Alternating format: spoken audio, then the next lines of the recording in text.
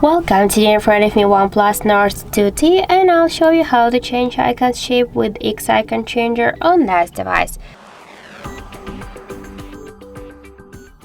So let's just first open the settings application, and after that tap here on the to the Play Store application, and here in the search pool enter X icon changer.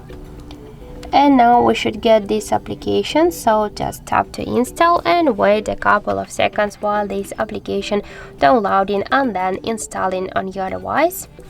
After that, just tap here to open the app. Wait a little bit, click here to continue to app, and now we can see here all the available applications on our device. We can select one from this just apps. For example, let's go with the phone app.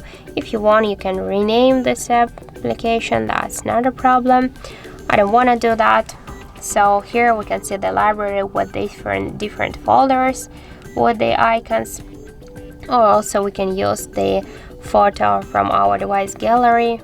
So this is here you can find our previously taken photo on our device camera or download it from the internet photos, or also you can use the camera app just right now to take a picture and to set it on your icon.